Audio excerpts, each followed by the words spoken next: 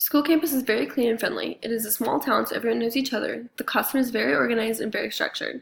Setting in the neighborhood. 55% of the students are white, 32% Hispanic, and 13% are of a dual race. It is a small school that only has about 650 students and 28 teachers.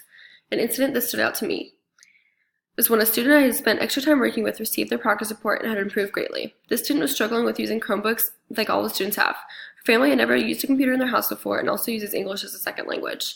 She's a very smart and determined student, but was unable to complete the work just because she didn't have the same opportunities as everyone else in the class. But with a little help, she was able to raise her grade and become eligible for the intramural sports competition. Teacher and student behaviors.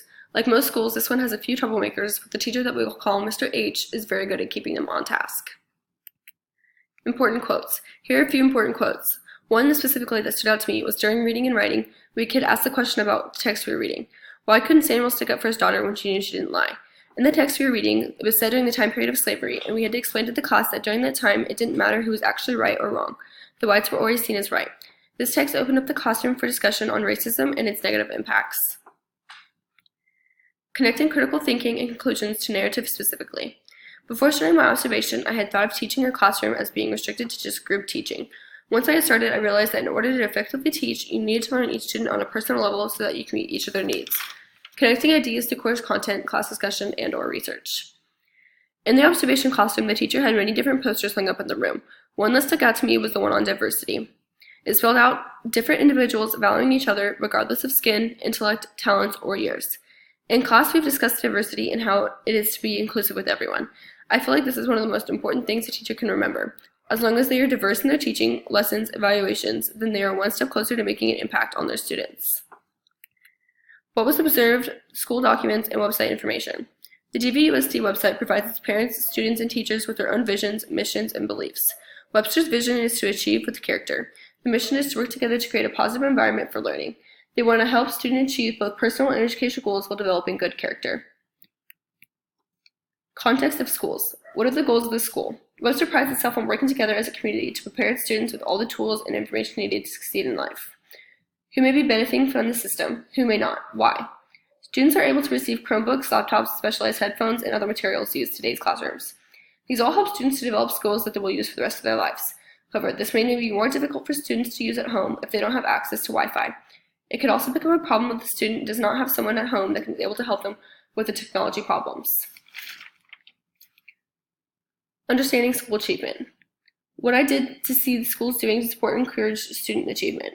In my observation classroom specifically, the teacher had rolls of tickets that were given out as rewards for good behavior, correct answers, or improvement in subjects. The school itself gave out pillar awards as outstanding students. Kids then could get their picture taken along with an award in a goodie bag. Were all children being offered equal or fair opportunity to learn? How can you tell? Yes, I believe that all children in my observation classroom were given fair chances of learning. The teacher uses multiple ways of teaching so that he could cater to the different learning styles. He also uses different ways to call on students so that they get an equal chance to participate. Multicultural education. Define multicultural education. It has main 5 dimensions. They are content integrating, knowledge and construction, reducing prejudice, equity pedagogy, and empowering school and social structure. This is used to describe lessons and activities and positive attitudes towards different racial, ethnic, and cultural groups. It helps provide for an overall good education, preparing them for the future.